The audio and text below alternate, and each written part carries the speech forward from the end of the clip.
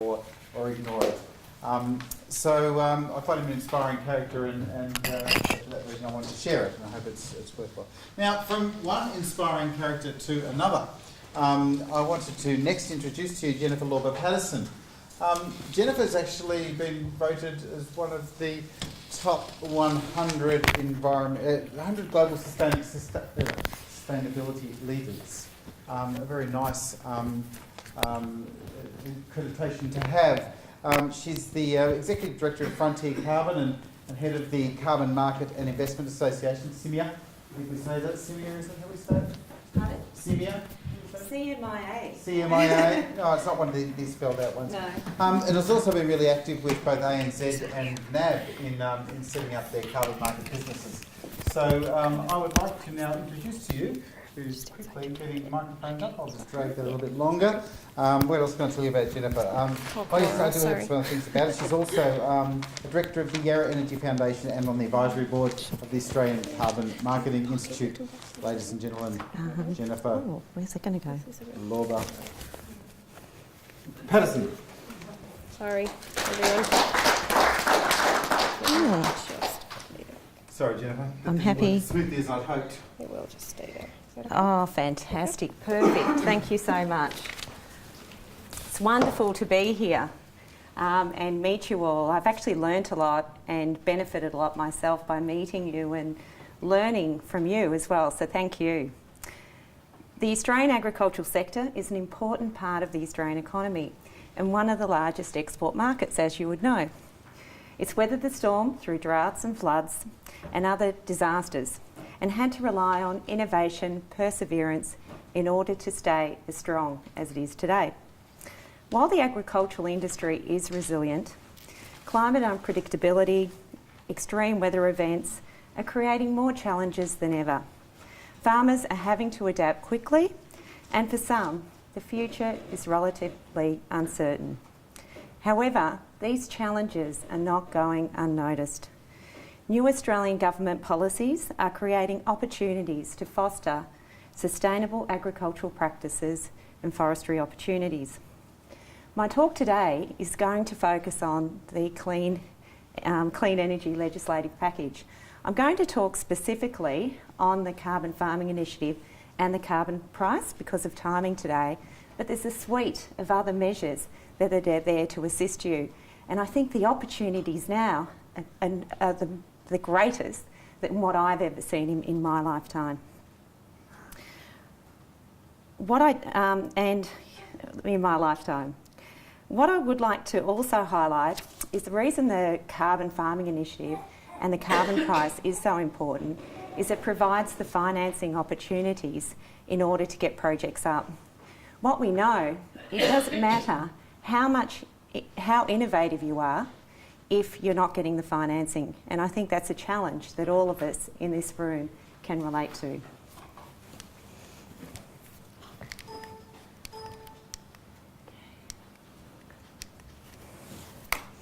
So what I wanted to start with is the importance of carbon markets and why this global carbon market action is starting to happen. As we know, we haven't got a commitment beyond 2012 yet for the Kyoto Protocol for the next stage. However, what we do have is an agreement through the Cancun Agreement that countries will pledge to reduce emissions. Now, what is significant with the Cancun Agreement is that 80% of countries have agreed to pledge to reduce emissions, as opposed to the Kyoto Protocol that was less than 30%. Now, why this is important is it's because countries are now looking at, well, how can we achieve these emission reductions? And as Tim Flannery just pointed out in the presentation earlier today, is that countries are starting to put in place carbon trading schemes. In fact, over 30 countries already have emissions trading schemes in place, and 10 European countries, 10 US countries, including California, which, if it was an economy in its own right, would be, I believe, the 7th largest economy in the world. And that one of the biggest movers is China. And over the next year or two, they will have 7 regional emissions trading schemes in place. Now, to put this in context, one of their schemes alone will be as large as the Australian market in total. It will cover a quarter of the Chinese economy. That is significant. Then by 2015 and 16, for an economy that is that large, they are planning to have a carbon price. Now, what I argue is they're not doing this purely for environmental reasons. They're doing this also for economic opportunity. It's in order to have a competitive advantage. I was at a conference once and I heard a Chinese economist speak, and what he said was, we lost the Industrial Revolution, we lost the IT revolution, but we're not going to lose the Green Revolution. And I think that we should take notice of that, because there's a huge opportunity here. We are moving to a low carbon economy, and there's a lot of advantages that can come to that. I'm very fortunate because I'll be going on a Victorian government delegation to China later this month, and I'm going to learn about what they are doing in terms of technology in order to reduce emissions, and also they've got a significant focus on the agricultural side as well. They've actually got a trading market that's already developed, which is focused purely on the agricultural sector. It's a voluntary market at this stage, but it shows that the Chinese market see this area as very important.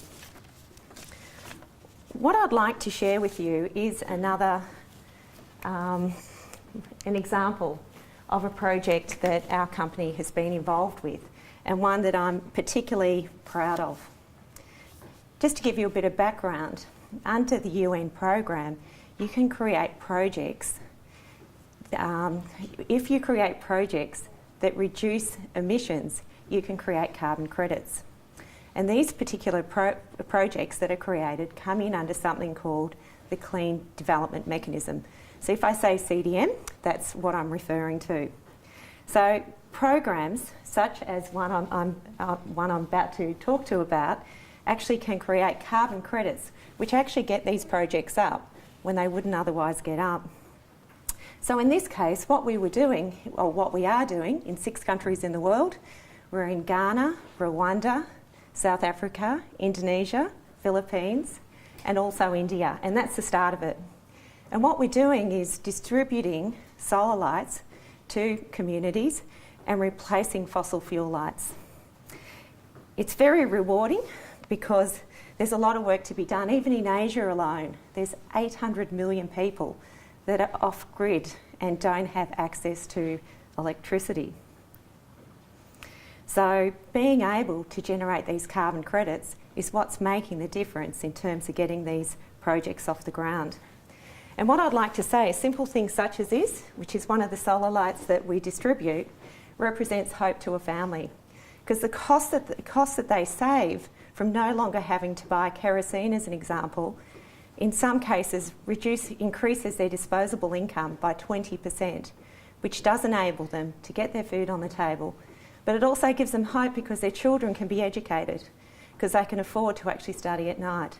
And that is what gets people in very poor communities away from the poverty cycle. So carbon markets do good, and we hope to expand this in many other countries across the world. But the Clean Development Mechanism hasn't just been successful in areas like this, it also has a number of projects accredited that relate to the agricultural and forestry industry. Such as, I'll give you some example, methane capture from pig farms, methane for on-farm biodigesters, capturing methane from poultry litter, reforestation using native species, soil conservation and afforestation. So there's already learnings that we can have from what other carbon offset markets have already done, because the Clean Development Mechanism is very simple, very similar to the Carbon Farming Initiative. There are a few differences, and one of the differences is the way additionality is handled. For example, the common practice issue, and that was discussed earlier today. And that is one that if you are in the Carbon Farming Initiative to keep an eye on, because I think there will be some practical issues in terms of being able to implement it. So what are the opportunities?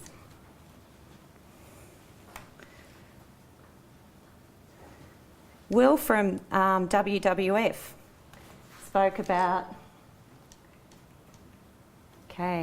Will from WWF spoke about the Carbon Farming Initiative and how you can create carbon credits. And I do think what I've seen is they have driven people to look at the scheme because of the opportunity to actually earn carbon credits, which provides the funding for these projects. Some of the key opportunities some of the key opportunities that I see, in this particular graph or table, it shows what some of the opportunities are. But the government has actually estimated that over 50 million tonnes can be offset by the year 2020. So that's a significant amount of opportunity. So forestation and reforestation is one, and I think it's important because I don't know if you probably are aware of this, but as much as 70% of Australia's native vegetation has been cleared or modified over the last 200 years, and most of it in the last 50 years. So it's great that we have initiatives such as this. I like this quote, Tom Drysdale, who's a wise Aboriginal. He said, "We cultivated our land, but different to white land. We endeavoured to live with the land, and they seemed to live off it." So through these opportunities that we have today, how can we learn to live with our land? How can we do it in a sustainable way? How can we protect our natural value? I also want to mention that the opportunity is there because the enablers are there. And this has not happened to the same degree as what we have today with the clean energy package. And one of the big enablers that I see is the funding side. So it's not just the carbon farming initiative, it's all the grants. $1.7 billion is being offered in a land measures package, and part of that is $946 million that's purely for biodiversity funding. And there's a whole lot of other range of incentives. There was mention of tilling today. There's actually going to be a tax rebate for minimum tilling equipment. So you can see there's great opportunities there, that it's just about finding out what they are and actually taking advantage of them. So the carbon price is something that we do not have to fear. In New Zealand, prior to it being introduced a couple of years ago, there were concerns before the scheme was introduced about the impact it would have on business. These fears have not been realised. It is much more worthwhile to focus on the opportunities rather than being paralysed about outcomes that are unlikely to eventuate. I was at a forestry conference in New Zealand this week, and one thing that was highlighted to me because of the carbon price, because New Zealand have had a carbon price for 2 years, they had planted 12,000 hectares that wouldn't have otherwise been planted. So it just shows an example of how carbon markets can work. And for those that do embrace it, the clean energy package through the Carbon Farming Initiative and other measures can generate extra source of revenue, can generate savings by implementing energy efficiency, yield high productivity through sustainable practices,